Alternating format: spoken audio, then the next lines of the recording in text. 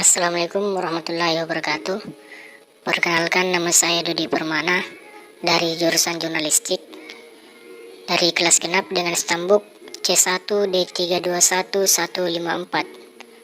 Baik, pada kesempatan kali ini saya akan membahas mengenai perkembangan teknologi informasi dan jurnalisme di era digital, yang dimana jurnalisme era digital atau multimedia merupakan sebutan yang cocok untuk menggambarkan keadaan bidang jurnalisme online. Dan yang kedua, berbagai platform melalui dari cetak, televisi, radio, hingga media online digunakan dalam penyebaran informasi. Dan yang kedua, bentuk informasi yang disampaikan juga tidak hanya dalam bentuk gambar, audio, video, animasi, dan sebagainya. Dan adapun ancaman bagi media-media konvensional, yang pertama yaitu adalah sejumlah perusahaan media cetak di tanah air yang gulung tikar karena ketidakmampuannya merebut pasar di tengah menjamurnya media online. Dan yang kedua, sebagian lagi mencoba beradaptasi dengan melakukan migrasi ke platform atau menciptakan versi digital di samping tetap mempertahankan versi cetaknya. Dan yang ketiga, persaingan di antara media online sendiri luar biasa ketat sehingga tidaklah mudah, terutama bagi para pemain baru yang mencoba masuk ke industri ini. Dan yang keempat, mereka juga harus berhadapan dengan media sosial yang juga menyajikan informasi dan menjadi trending topik. Dan adapun juga untuk menjaga jurnalisme bukan sekedar bisa hidup, akan tetapi dampak disruptif yang ditimbulkan oleh media sosial itu terlihat nyata. Orang cenderung berbondong-bondong meninggalkan old media, yang dimana dimaksud dari old media ini adalah media cetak, televisi, dan radio, maupun new media, yang termasuk new media ini adalah media online, untuk lebih mempercayai sosial media. Dan adapun sejarah media cetak pada bulan Oktober 2019 bagi kalangan pengelola dan pekerja media cetak, khususnya koran di seluruh dunia, yaitu dimulai dengan situasi yang kian memilukan. Dan pada tahun 1880, kedua koran itu berubah nama menjadi Bedford Weekly Journal dan menjadi koran dengan uplah terbesar di York Country. Dan pada tahun 1883 kepemilikannya berubah sekitar setahun, kemudian berganti nama menjadi The Journal Tribune. Dan menurut multimedia jurnalis yang dikutip dari Real Multimedia, menyatakan beberapa tantangan bagi jurnalis di masa depan, yaitu 1. Tren audiens. Seorang jurnalis harus mampu mengikuti tren dari masyarakat di mana konsumsi media berfokus pada aspek multimedia seperti visual, seperti foto, video, gambar, maupun animasi. Dan yang kedua adalah pengembangan landscape media.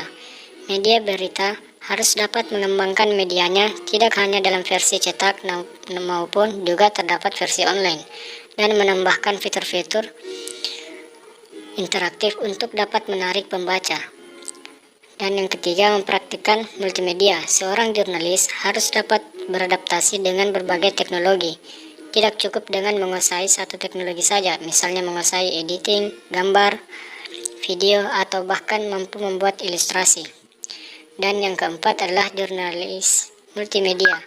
Seorang jurnalis harus memiliki skill menulis yang kuat, mengetahui cara penggunaan software multimedia, dan dapat membuat berita dengan memanfaatkan berbagai media yang ada. Dan yang terakhir adalah pada era digital juga dikenal adanya citizen journalism atau jurnalisme warga. Masyarakat non-pers juga dapat memproduksi sebuah informasi yang bisa disebarkan kepada khalayak. Banyak media yang tersedia sebagai wadah bagi masyarakat untuk menuangkan opini. Salah satunya adalah Kompasiana. Ini meskipun disebut sebagai jurnalisme warga, akan tetapi berita yang dimuat juga harus mengandung unsur-unsur berita. Dan adapun 3 aspek penting dari jurnalisme, yaitu yang pertama adalah ponsel. Berarti bahwa transmisi berita dan acara dapat datang dari mana saja dan dari siapa saja yang memiliki kamera kecil atau ponsel. Dan yang kedua adalah digital. Berarti bahwa semua jenis format informasi, video, peta, bagan, dan grafik, audio, dan teks dapat ditransmisikan ke organisasi berita maupun dari mereka. Dan yang ketiga adalah visual. Berarti bahwa pemirsa saat ini lebih selaras dengan gambar daripada teks.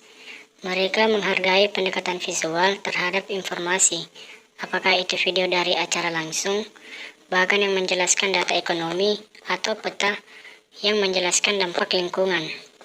Dan yang terakhir adalah tantangan jurnalis. Yang pertama yaitu readership, edisi, cetak terus menurun, pembaca mudah memiliki kebiasaan konsumsi informasi yang berbeda. Dan yang kedua adalah redaksi atau newsroom, masih memiliki mindset cetak.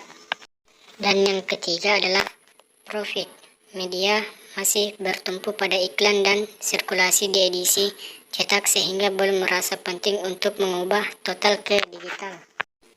Dan demikianlah hasil pemaparan saya mengenai perkembangan teknologi informasi dan jurnalisme di era digital.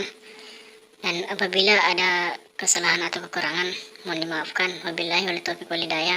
Wassalamualaikum warahmatullahi wabarakatuh.